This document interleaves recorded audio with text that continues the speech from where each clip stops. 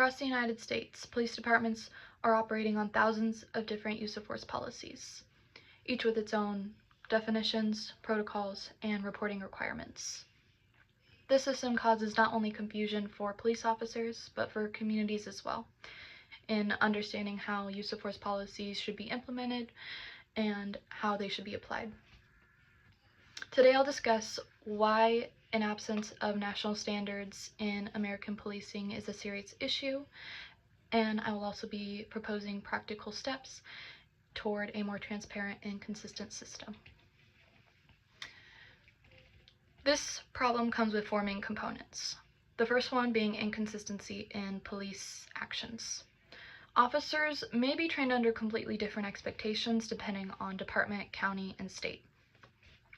What counts as reasonable force in one state may be defined completely entirely differently in another, according to a study on data based off of police use of force and definitions. The second is a lack of transparency and accountability. Some departments require detailed documentation for every use of force encounter, while others may require very little.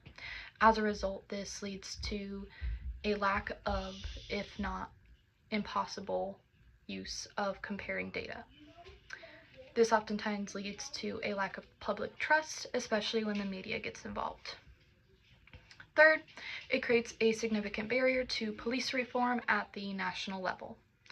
There is no unified foundation to build upon, and as a result, according to a source on human rights and use of force, there is often a lack of fairness and rationality when it comes to decision making.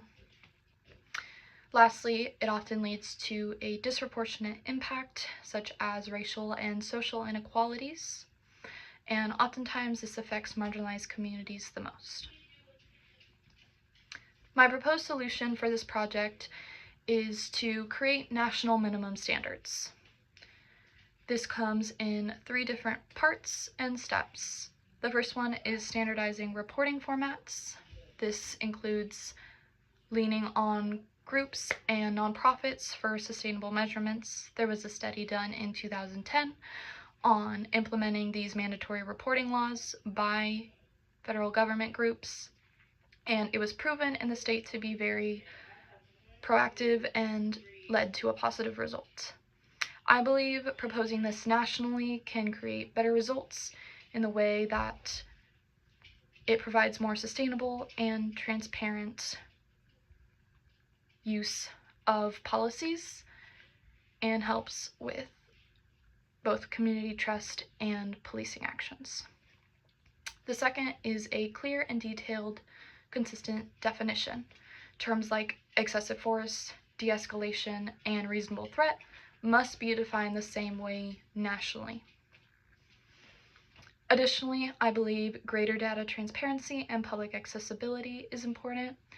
As we discussed in class, use of body cameras provides not only police protection, community protection, but also data transparency and accessibility. Making this data easily accessible through public dashboards, clear summaries, annual reports allows policymakers, researchers, and communities at large to identify these trends in policies, as well as measure the impact of reforms. In conclusion, the lack of national standards for use of force policies leaves the public with a lack of trust, officers unaligned, and reform efforts fragmented.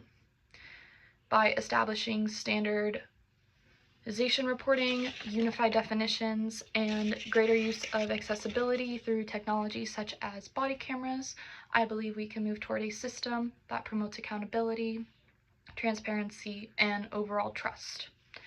A national approach will not solve every challenge, especially with these first three steps, but it can be a crucial step towards ensuring fair, effective, and equitable policing across the country.